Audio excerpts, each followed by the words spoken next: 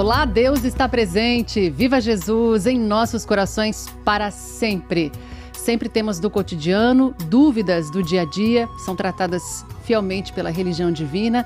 Estamos em conexão para todo o Brasil e o mundo também, no aplicativo Boa Vontade Play, pela internet, as emissoras da Boa Vontade, junto com a Boa Vontade TV. Você já deve ter se perguntado qual é o seu propósito, o seu papel, por exemplo, a sua missão neste mundo. E nós vamos compreender justamente sobre esse assunto com a religião do terceiro milênio, trazendo dúvidas da audiência à luz da espiritualidade ecumênica. Hoje o irmão Alain Mateus, pregador ecumênico da religião do amor universal. Bem-vindo, Deus está presente. Obrigado, Juliana. Viva Jesus em nossos corações para sempre.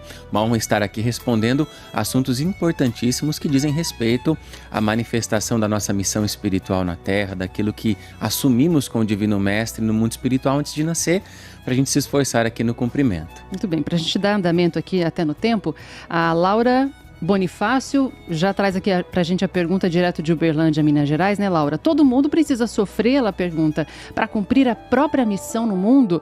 Pergunto isso porque às vezes parece que algumas pessoas têm uma missão mais pesada que outras, mais momentos difíceis na vida. Sim, Laura, muito obrigado por sua importante questão, a religião do terceiro milênio. A nossa missão espiritual, ela não necessariamente precisa estar associada ao sofrimento, ao esforço, à boa vontade, em certos momentos da nossa vida, até o sacrifício espiritual, pessoal, mas não necessariamente a dor ao sofrimento. Tem um ensinamento que eu gostaria de destacar do Divino Mestre em seu Santo Evangelho segundo Lucas, capítulo 9, versículo 23, quando Jesus nos diz: se alguém quiser vir após mim, negue-se a si mesmo e tome a cada dia a sua cruz e siga-me. Numa análise superficial, a gente pode pensar que essa cruz seja um sofrimento, a dor até mesmo associada até à própria crucificação do Cristo de Deus. Mas numa análise mais abrangente, a gente pode entender que essa cruz representa o nosso compromisso espiritual, a nossa responsabilidade diante de Deus, aquilo que nós assumimos no mundo espiritual para podermos honrar aqui na Terra. E Jesus está pedindo para a gente conseguir cumprir essa missão, para que a gente siga os passos dele. E os passos principais do Cristo são de amor.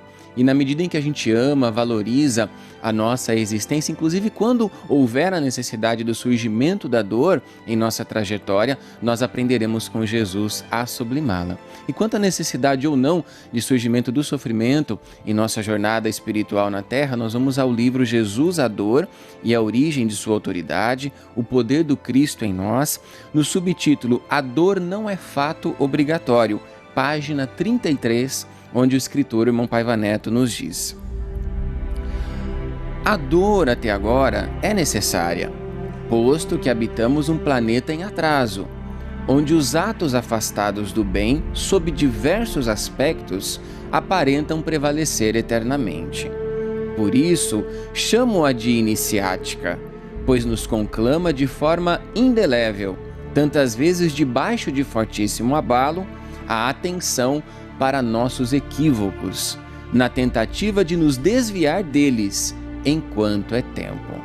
O infortúnio não é um fato obrigatório na existência terrena ou na pátria da verdade.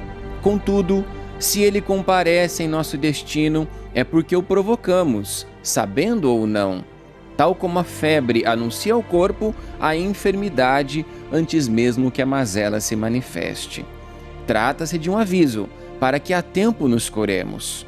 Quando saramos, a dor desaparece, nesta e na outra vida. Assim ocorre nas esferas espiritual, moral, social e humana. Então, irmão Paiva Neto está dizendo que a dor não é fato obrigatório, não há necessidade obrigatória de a enfrentarmos, mas se ela surgir em nosso caminho, ela cumpre um papel importante de nos fornecer um alerta para que a gente se corrija a tempo e evite desafios maiores no futuro. E caso ela surja, como a irmã mencionou, que de fato existem missões onde a dor, o sofrimento está mais presente, recorramos ao próprio Cristo de Deus. Eu vou mais à frente aqui nesse mesmo livro, Jesus, a Dor e a Origem de Sua Autoridade, o Poder do Cristo em Nós, onde na página 127, sob o título O Poder do Cristo em Nós, irmão Paiva nos diz: para manifestar o esplendor espiritual de unigênito do Pai, Jesus aceitou se submeter ao funesto martírio da cruz, a fim de entregar-se a si mesmo pela vida do mundo. Quer dizer, Jesus não precisava passar por esse martírio da cruz porque não havia cometido erros, mas passou para nos mostrar esse caminho de vencermos o próprio sofrimento. E continua o autor: entregar-se a si mesmo pela vida do mundo, Cristo, oferecendo-se como sustento divino de nossas existências. Logo, a dor do Cristo é a autoridade e o poder dele em nós. É o Verbo de Deus se fazendo carne todos os dias, ao nos compelir à prática do bem em todos os cenários possíveis. Então, o exemplo do Divino Mestre: se a dor surgir no nosso caminho, nos valhamos do exemplo do próprio Cristo, que se engrandeceu ainda mais e não deixou de fazer o bem e de associar o enfrentamento e a vitória diante dessa dor ao seu cumprimento, ao cumprimento da sua missão na Terra e a ligação ainda maior com o Pai Celestial. Muito bem. Laura Bonifácio, um abraço, obrigada pela dúvida que chegou aqui no 99831819511 o DDD. A próxima é uma telespectadora do estado de Sergipe e até preservou o nome, e a gente traz a questão dela que pode representar, de certa forma, a sua dúvida. Eu comecei minha vida profissional atuando como professora do ensino fundamental, mas tive alguns problemas de saúde e não pude mais seguir a profissão. Hoje, estou trabalhando como autônoma, vendendo marmitas e lanches. Como saber se eu continuo cumprindo minha missão no mundo, fazendo o que eu faço atualmente? Sim, minha irmã, tudo aquilo que nós fazemos com amor, com boa vontade, independente da tarefa que seja para o bem, além de trazer o benefício imediato material, traz o benefício espiritual para nós e para as outras pessoas, portanto acrescenta no cumprimento de nossa missão na Terra. No blog paivaneto.com, o escritor Paiva Neto nos diz o seguinte: façamos tudo com amor e verdade, e o trabalho ficará para todo o sempre, jamais será desprezado, pois terá sido realmente proveitoso à humanidade. É uma questão natural de justiça.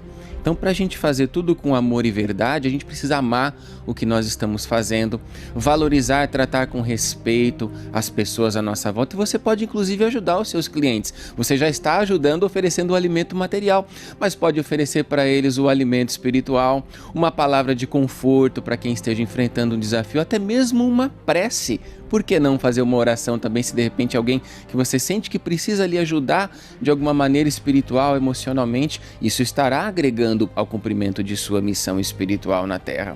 Você fala também de um desafio no campo da saúde, e eu destaco ao seu coração as palavras do Divino Mestre em seu Apocalipse Redentor, segundo João, capítulo 2, versículo 10, quando Jesus diz na carta à igreja em Esmina. Vou destacar o início e o final do versículo, o Divino Mestre nos ensinando: não tema as coisas que tens de sofrer, sê fiel até a morte, e eu te darei a coroa da vida. Então, só o fato de você estar enfrentando um desafio no campo da saúde, perseverando, ampliando a sua fé realizante, a sua fé ligada às boas obras com o Divino Mestre, sendo fiel aos valores do Cristo de Deus, você ganha essa coroa, essa autoridade espiritual, e isso também faz parte do cumprimento da sua missão na Terra. Um outro ponto também que você menciona no fato da educação às crianças. Se alguma coisa lhe impede, alguma questão de saúde lhe impede de estar em sala de aula, educando as crianças, você pode contribuir na formação moral, espiritual de crianças que estão à sua volta.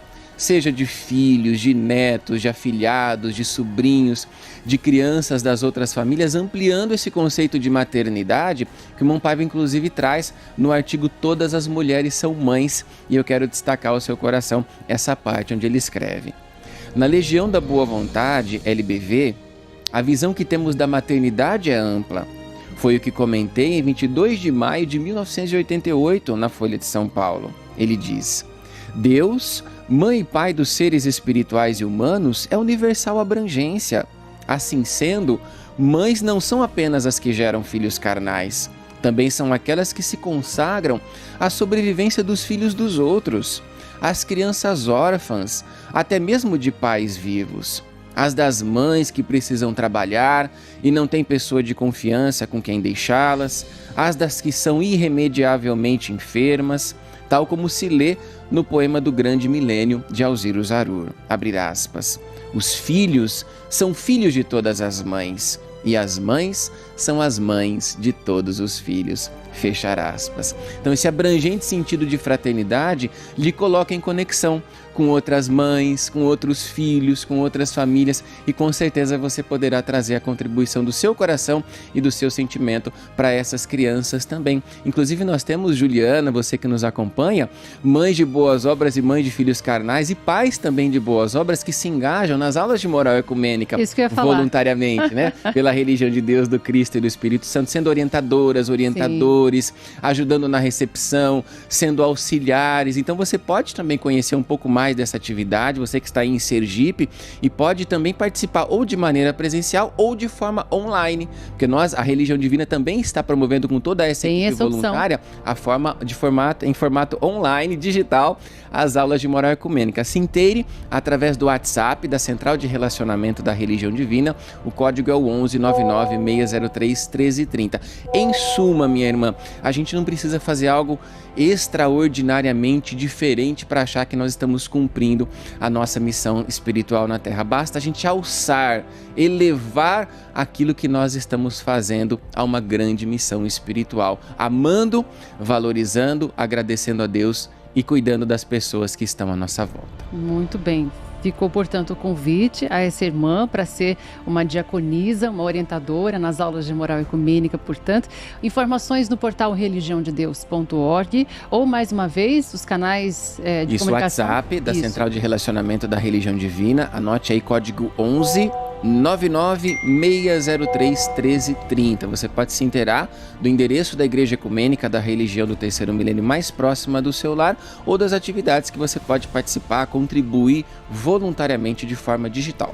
A gente vai ficando por aqui no quadro Religião de Deus, do Cristo e do Espírito Santo Responde. Dúvidas, inclusive, sobre o tema Missão de Vida e os Compromissos Espirituais. Você ainda tem algo a esclarecer aqui na Religião Divina? Entre em contato no WhatsApp 99-831-8195, 11 é o DDD. Muito obrigada a você que acompanha também no YouTube a programação. Ficamos aqui com o quadro Religião de Deus, do Cristo e do Espírito Santo Responde.